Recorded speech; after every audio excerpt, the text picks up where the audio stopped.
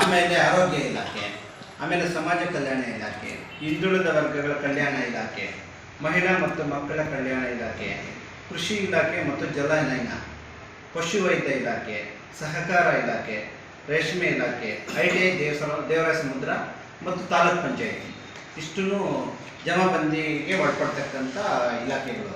ಇದರಲ್ಲಿ ಹಿಂದಿನ ವರ್ಷದ 2024-25ನೇ ಸಾಲಿನಲ್ಲಿ ಏನು ಅನುದಾನ ಬಿಡುಗಡೆ ಆಗಿದೆ ಮತ್ತು ಅದಕ್ಕೆ ವೆಚ್ಚಕ್ಕೆ ಸಂಬಂಧಪಟ್ಟಂಗೆ ಇವತ್ತಿನ ದಿವಸ ಜಮಾಬಂದಿ ಕಾರ್ಯಕ್ರಮದಲ್ಲಿ ಮಾನ್ಯ ಜಂಟಿ ಕೃಷಿ ನಿರ್ದೇಶಕರು ಕೃಷಿ ಇಲಾಖೆ ಶ್ರೀಮತಿ ಸುಮಾರ್ ಅವರ ಅಧ್ಯಕ್ಷತೆಯಲ್ಲಿ ಇವತ್ತಿನ ಈ 11 ಇಲಾಖೆಗಳ 2024-25ನೇ ಸಾಲಿನಲ್ಲಿ ಏನು ಅನುದಾನ ಬಿಡುಗಡೆ ಆಗಿದೆ ಮತ್ತು ವೆಚ್ಚಕ್ಕೆ ತಕ್ಕಂತೆ ಏನೇನು ಅವರವರ ಇದು ಕ್ರಿಯೆಗೆ ತಕ್ಕಂತೆ ಅವರು ಎಲ್ಲ ಇಲಾಖೆಗಳಿಂದ ಅವರ ಮುಖ್ಯಸ್ಥರು ಇದನ್ನು ಪ್ರಸ್ತುತಪಡಿಸಿದ್ದಾರೆ.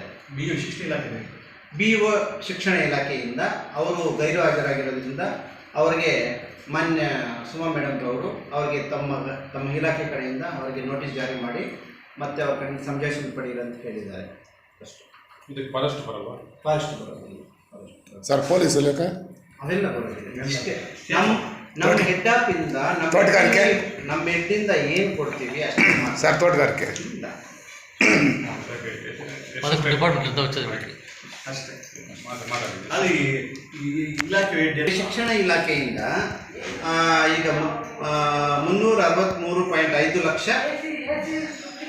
ಲಕ್ಷಗಳಲ್ಲಿ ಅಷ್ಟು ಬಿಡುಗಡೆ